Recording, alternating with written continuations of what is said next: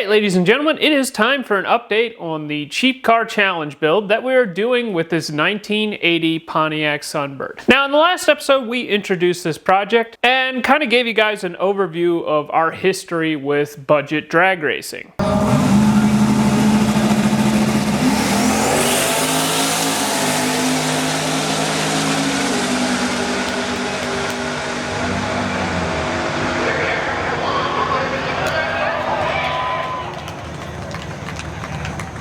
Our goal with this car is to try and keep up with the Cleetus crew, who just got done with their Cheap Car Challenge. The Cheap Car Challenge was something that they did for Sick Week 2025, where they all had to buy and build a car with a total budget of $7,500. They had a pile of fun, and we felt like we should be included on that action. Since they decided to increase the budget by another $2,500 for Sick Summer, and it just so happens we are signed up for it, we decided we're not going to ask permission, we're just going to do it. Now, as you can see, we've made quite a bit of progress under the hood. So let's get you guys in close here, and I'm going to show you each part of the build. Now, as you can see, we're missing a headlight here on the passenger side of the Sunbird, and that is because we have removed the inside headlight and we are using it as air induction to help get fresh ram air to the turbo. Now, we do have this set up that we can pop the headlight back into the bezel and plug it back in so that when we're driving on the street, we still have our high beams, but for racing, we will pop that guy out and get our turbo fed with some nice fresh air. And while we're on the subject of the turbo, I have some exciting news right there. So let's go to that. All right, guys, this is going to be a little bit controversial. After I spent a good portion of the introduction video on this car, basically flaming Cleetus McFarlane for getting a $3,500 turbo for $700. Guess what? Bullseye Turbo reached out and they said, well, we'd like to get in on this action as well. So I figured if Cleetus is going to get a turbocharger that he is not going to budget for, then guess what? We're going to too. Now here is where we are going to differ from Cleetus. We are actually going to budget for this Bullseye Turbo and still come in at under $10,000 total investment into the car. We are going to trade out the cast wheel S480, which we have been running on the Sunbird for a few years, for this beast. This is a 8088 S400 based Bullseye Power Turbocharger, and you're going to see that we are going to start working with these guys more heavily as time goes on. I am really excited to be working with these guys. They are doing a lot of innovative stuff in the turbocharging industry. When they put Made in USA on their turbo, they mean it. And I'm definitely a fan of supporting American-made products when it is possible. And with the Bullseye Power products, they're still pretty reasonably priced, and based on all metrics that I can see, you actually get what you pay for. So I'm super excited to have them on board. Now, if you guys followed the Cheap Car Challenge on Cleetus's channel, you know that when he traded the cast wheel 7675 for the billet wheel 8385, part of the agreement was he had to run a precision turbo door sticker. Well, Bullseye decided, let's have a little bit of fun, and we're gonna run a door sticker as well. Take that, Cleetus. Now, a lot of you are probably going to say, dude, you're a hypocrite.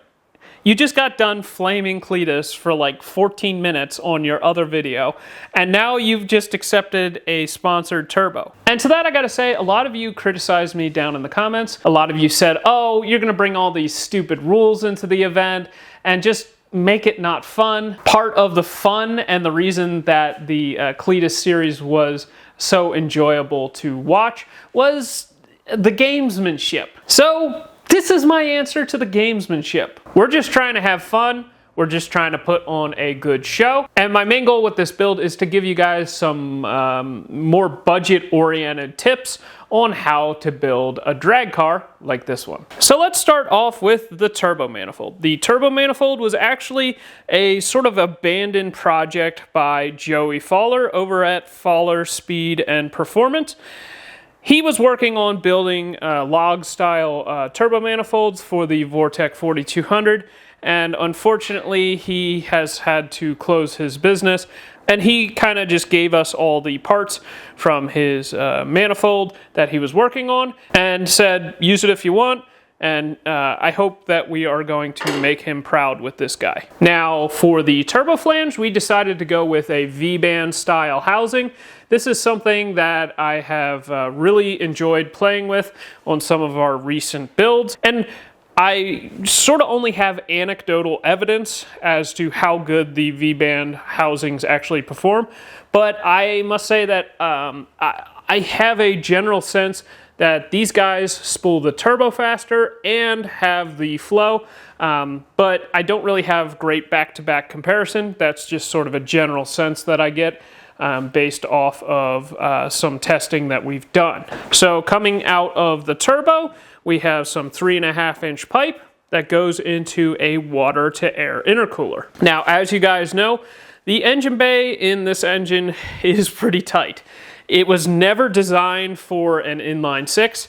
In fact, these cars were originally being set up for the GM rotary engine. This was meant to be one of the first cars to have the Wankel program by GM, but GM could not get the thing to be fuel efficient, so they sort of scrapped the program and sold it off to Mazda. Because of that, this engine bay is very wide and relatively tall, but not super long. Therefore, we don't really have room up front for a air-to-air intercooler. And therefore, it required that we package a cooler in a location where we necessarily didn't have to have airflow. So that is what we did there. Then it discharges out of the air-to-water intercooler, and we have a charge pipe that runs basically inside of the front bumper, and then it goes up over to the other side of the engine and into the intake. Moving on to the intake manifold, this intake manifold has been around the block. This intake manifold I originally made for our very first Vortec 4200 swap. It is a flange that I machined out on the milling machine. I literally just took measurements off the stock intake manifold with a dial caliper and laid out all of the holes basically from scratch. There wasn't any CAD models or anything like that involved. I didn't even put like the little hump in the top of the port that sort of humps down and allows space for the injector. I literally just went straight across with the ports, and it is definitely a little more on the crude side. The runners are made out of 2.5-inch charge pipe, and the plenum itself was made from a parts tray that was used to hold hydraulic parts in a fire truck. So this is the epitome of a low-dollar intake manifold. It is literally made from garbage, but it has sort of evolved over the years. As you can see, we've added these ports here high up in the runner so that we could run a dual injector per cylinder style setup. And we actually put this intake manifold on the Datsun 260Z build that we did a little while back. And we ran methanol through the second stage of injection, and it ended up working out super well. Now the Datsun we have plans for in the future, but they do not involve a dual injector per cylinder setup. So we decided to move this intake manifold to this build just because we have like no money in it. And the dual injector per cylinder setup is actually going to play to our favor quite a bit. So let's get into that. Now, a lot of you might say you're planning to run a 12 injector setup on a budget limited drag race. Are you insane? And we're maybe a little insane, but it's actually kind of a neat setup. If you guys followed Sloppy Mechanics, you know that he is a big fan of decapped injectors. And if you guys don't know, the Vortec 4200 has injectors that are decappable. The factory injectors flow right around 24 pounds per hour, and if you decap them, they flow right around 72 pounds per hour. Now, you guys might see where I'm going with this. A single 72 pound per hour injector is not going to provide enough fuel for the amount of horsepower that we are hoping to make with this setup. But you can pick up these stock injectors for literally pennies. Let's just say we were to have 2 injectors per cylinder at 72 pounds per hour. You think that would have enough fuel for us? I do. So that's what we are going to do. That will get us right around 144 pounds per hour per cylinder, and that is right around like a 1500cc injector. We have seen 1500cc injectors support right around 800 to 900 wheel horsepower, and that should be more than enough for this car. One of my Christmas presents for this year was a injector flow bench, so we will decap a bunch of injectors, find the closest set of 12, and install them on this beast. Now, as far as running these injectors, some of you might be like, okay, so you got 12 injectors, how are you going to get an ECU that can run those guys? Now, if you guys are familiar with a lot of the aftermarket ECUs, a lot of them are set up with injector drivers that can drive a low impedance injector. And since the factory injectors are high impedance, when you pair 2 of them up, they still don't even come close to what a low impedance injector would require as far as amperage to drive. So we should be more than okay basically just taking each of our injector outputs and pairing them up so that one injector output drives 2 injectors on each cylinder. We will still run it sequentially, it's just we're going to have 2 injectors firing at a given time in the intake port.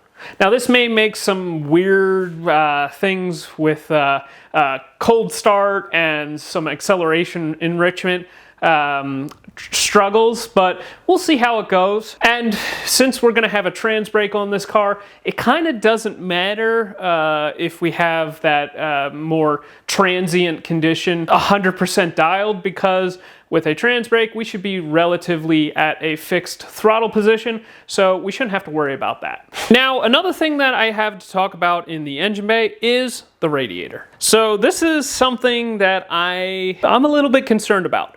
As you can see, this radiator is pretty small, and we might be able to squeeze something just a tiny bit larger, but we happen to have this sitting on the shelf, so we figured let's give it a shot and see how it does. Now, we have found in the past that the size of the radiator is not really as important as having a good high flow cooling fan. So we are going to be running a burn down garage Silverado fan kit with this radiator. That should flow plenty of air. And hopefully we have enough cooler there to keep this engine cool. If we start to have issues, we can always pull the hood off and hope that that helps. Or we could also rig up a garden sprayer here in the front to spray water on the radiator and maybe get us by if we start to overheat. So we've gotten a lot of work done on this car, and we have quite a bit to go. But I think this is where I'm going to end this video off here. And one last thing that I almost forgot, I want to say a huge thanks to Mark from the Buck Does It YouTube channel. He's been helping us out a ton with this engine swap. I've been mainly focused on building my Trailblazer, and he's been instrumental in helping my dad. My dad has still been recovering from surgery, so he's kind of limited on what he can do. So having Mark here to help my dad, work on things that he really shouldn't be doing has been super helpful. So I just wanted to stop and acknowledge him. If you guys like old school muscle car projects, he's got a couple projects going on over there. So make sure you go and check out the Buck Does It YouTube channel. I'll link it below in the description. So just wanted to acknowledge him. Make sure that you like, comment, and subscribe, and we will see you in the next one.